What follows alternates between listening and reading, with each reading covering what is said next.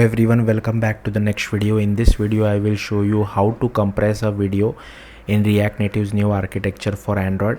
Unfortunately I couldn't figure it out for iOS, that's why this video is only for Android. So here you can see I have one button called pick video. If I click on it, it will open the video picker for us, and if I select this particular video, it will try to compress our video. Now I am not showing the progress inside my screen, but if you see my locket here, you can see the percentage of how much progress has taken place. It is displaying. If you want, you can pass this particular percentage back to Flutter side as well. So I have already made a lot of videos on how to do continuous stream communication from native Android to React Native side. So you can do that kind of stuff if you want to, but here you can see now if your video is very large, this will take a lot of time. So here you can see it has finished. Now it should display our video.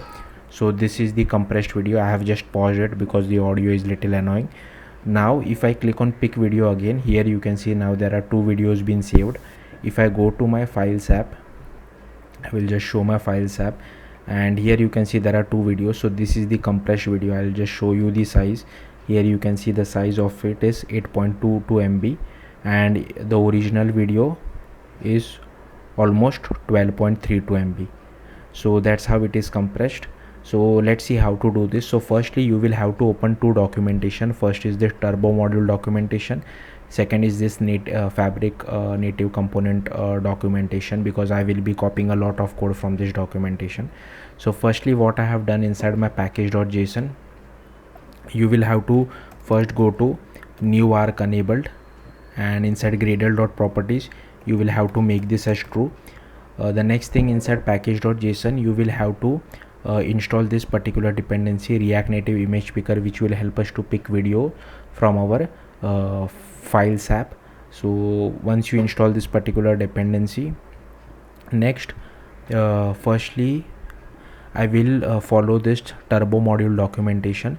So once we have this URL, then we will call this turbo module to compress our video, and it will later on give us the path for the compressed video, and then we will pass the path to this RTN player, which will play that particular video. Okay, so firstly inside RTN compress I have created package.json file. Again I have copy pasted it from docs.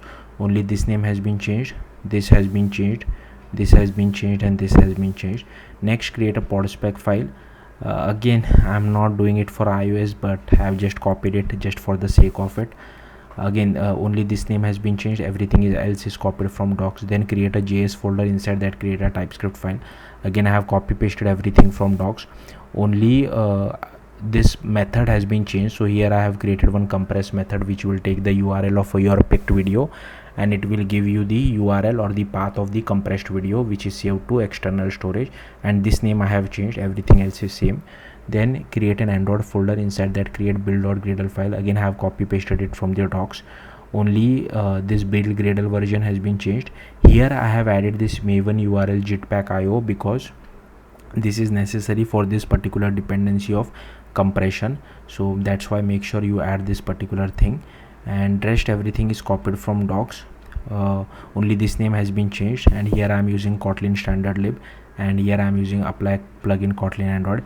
Compile HDK I have kept it as 34, but if it is higher version by the time you are watching it, make sure you use that higher version. Then inside src I have created all this folder, main java rtn mycompress. First create this mycompress package.kt. again I have copy pasted it from docs. Only everywhere I have changed the name to mycompress. Here also mycompress module, over here as well. Okay, then I have created this mycompress module.kt, and again I have firstly you can copy paste all these imports. Then this everything has been copied from docs. Only this names has been changed to mycompress, and here you can see this is the compress method. It takes the context. Here if you want, you can pass a list of URI as well, but as you can see I'm only passing one URL. Okay, so if you want to compress multiple videos simultaneously, you can do that as well. This shared scope storage will help us to save video to external storage. Also one more thing before I forget, inside Android manifest you will also need to add write external storage permission. Like for me it didn't cause any issue, because I am using higher version using scope storage, but here you will have to add max SDK version as 28. So if you are using older Android version, you will require this particular permission inside your Android manifest.xml. okay, then here you can see the video quality is very high, but if you want you can keep it as high, low. Check the documentation for that. Here is min bit rate checked enable, I have kept it as false. These are some other optional properties which I am not really using, but if you want you can use it. Then here we get callback. So in case of progress, as I shown you, I am logging it to the console, but if you want you can send it this percentage back to React Native side as well. And in on success, I am sending the path of our compressed video back to React Native side. In case of failure, I am just displaying a toast message, and this is our name static object. Okay, so this is done. Next you will have to open this fabric docs for RT and my player. So here I have created, so first create package.json file. Again I have copy pasted it from docs, only this name has been changed, this has been changed, and this has been changed. Then I have created a JS folder. Inside that I have created a TypeScript file. Again I have copy pasted it from docs, only changes I have added this URL as a prop, and this name has been changed. Then I have created an Android folder. Inside that I have created build.gradle file. Again copied it from docs, only this version has been changed. Here I have added apply plugin kotlin Android, compile SDK is 34, this namespace has been changed, min SDK is 24, target SDK is 34, and here I have added kotlin standard lib, and here I am using media 3 Exoplayer as well as media 3 UI. Then I have created an src folder, main java.com RT and my player. I have created first my player package.kt. again I have copy pasted it from docs. So here again this unstable API, because at the time of recording media 3 is also unstable, but I think by the time you watch it, it will become stable, so you won't require this @ annotation. So here again I have copied it from docs, only this name has been changed and this has been changed. Then I have created this my player manager.kt.